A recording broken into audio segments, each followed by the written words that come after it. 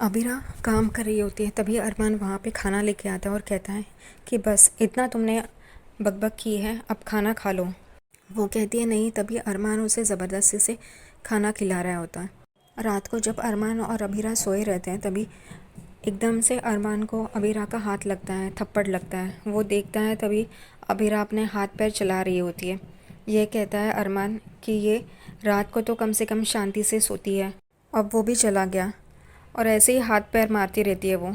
अरमान कहता है बच ले अरमान, बच ले, वरना तू जाएगा। और ऐसे ही हाथ पैर मारते मारते वो बेड से नीचे गिरने ही वाली होती है, उतने में अरमान उसे पकड़ लेता है और उसे खींचता है और उसके पेट पे हाथ रखता है। तभी अबीरा भी उसके हाथ पे हाथ रखती है। सुबह सारे घर वाले चाय पी रहे होते हैं बाहर, तभी मनोज को पता चल जाता है कि चारू के साथ क्या हुआ है। मनोज कहता है मुझे बताया क्यों नहीं। तभी दादी सा कहती है कि तुम्हें बता के भी क्या फ़ायदा था, वो किसी की सुन ही नहीं रहे हैं जमाई सा, तो हम क्या कर सकते हैं। उतने में ही दादी सा देखती है तो अरमान और अभीरा घर के अंदर जा रहे होते हैं। तभी वो उन दोनों को आवाज़ देती है और कहती है यहाँ पे आओ करके।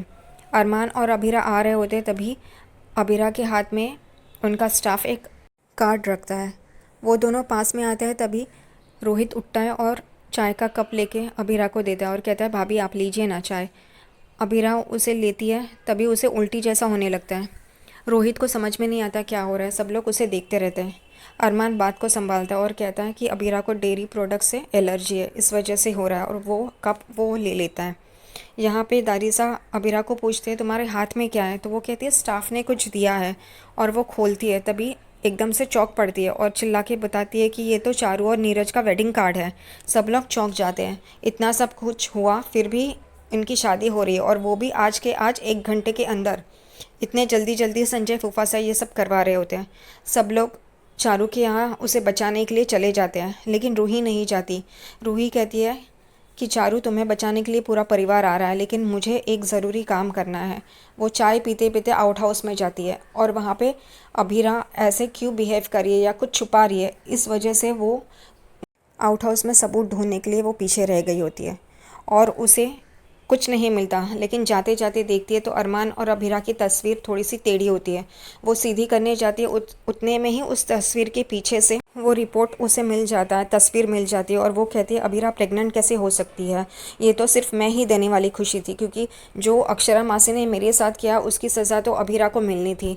ये हो नहीं सकता, अभीरा प्रेग्नेंट हो नहीं सकती, वो सिर्फ मैं ही कर सकती हूँ, इस घर को वारिस सिर्फ मैं ही दे सकती हूँ करके वो परेशान हो जाती है। यहाँ पे सारे घर वाले उस जगह पे पहुँचते हैं जहाँ पे चारू की शादी हो रही होती है। यहाँ पे नीरज और उसकी फैमिली आते हैं। नीरज की माँ कहती है चारू कहाँ है, तभी संजय कहते हैं कि लो वो आ रही है, काजल उसे लेके आ रही है। वहाँ पे चारू और काजल भी आ जाते हैं। नीरज कहता है कि मैं चारू को इतना खुश रखूँगा कि वो सोच भी नहीं सकती है करके, और चारू सिर्फ चुपचाप खड़ी होती है। यहाँ पे संजय फूफा साहब कहते रहते हैं तुमसे अच्छा लड़का तो मेरी चारू के लिए है ही नहीं। नीरज चारू के पिता से कहता है कि अच्छा हुआ आपने पोतार फैमिली को यहाँ पे नहीं बुलाया, वरना वो लोग यहाँ पे तमाशा कर देते, हमारी शादी नहीं होने देते। अच्छा हो गया उनको अलग ही रखा है। उतने में ही अभीरा ताली बजाती है और सब फैमिली वाले वहाँ पे आ जाते हैं, और अभीरा उन लोग से कहती है आप लोग हमें मिस कर रहे थे इसलिए हम लोग आ गए करके। सब लोग चौंक जाते हैं, संजय, नीरज, उसके माता पिता, चारू और काजल उन्हें देखते रहते हैं। अभीरा संजय फूफासा को कहती है आपको करोड़ों की डील तो दूसरी मिल जाएगी, लेकिन दूसरी बेटी कहाँ से लाएंगे आप। संजय फूफासा अभीरा को कहते हैं कि तुम इन पोदास पे भरोसा मत करो, जैसे इन लोग ने मेरे साथ किया वैसे वो तुम्हारे साथ भी करेंगे। मुझे आराम से इस पोदार फॉर्म से बाजू में कर दिया तुम्हारे लिए, इस घर से बाजू में कर दिया तुम्हारे लिए। घर का बेटा सौतेला ही सही लेकिन वो अपना है, और जमाई अपना सही लेकिन वो पराया है। और वो मासा की तरफ देखते हैं। मासा परेशान हो जाती है ये सब सुन के। यहाँ पे अबीरा कहती है आप दादी सा को गलत समझ रहे हैं। वो कहता है नहीं, मैं गलत नहीं समझ रहा हूँ, तुम्हें भी एक दिन ये समझ में आएगा कि ये पोद्दार फैमिली तुम्हारी सगी नहीं है, तुम्हें पराया कर देगी कभी भी।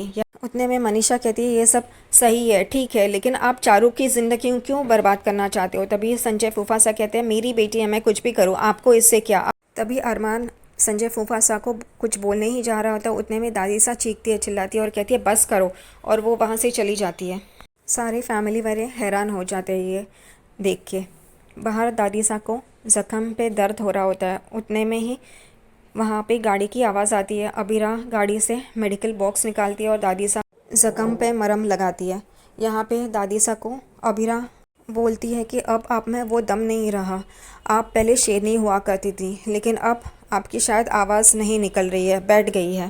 दादीसा अबीरा पे गुस्सा आती है, कहती है कि जमाईसा को जो करना है करने दीजिए, अगर वो नहीं मान रहे तो हम क्या कर सकते हैं। तभी अबीरा कहती है कि वो कावेरी पुद्दा जो खड़े खड़े ही सारे गेम पलट देती थी, वो आज ऐसी मायूस हो गई है, उसके हाथ में कुछ भी नहीं है, ऐसे कैसे हो सकता है। अबीरा दादीसा को एक्टिवेट करने की कोशिश करिए, वो पहले वाली कावेरी पोद्दार बनाने की कोशिश करिए और उन्हें खरी खोटी सुनाती है और वहाँ से चली जाती है और दादीसा देखते रह जाती है।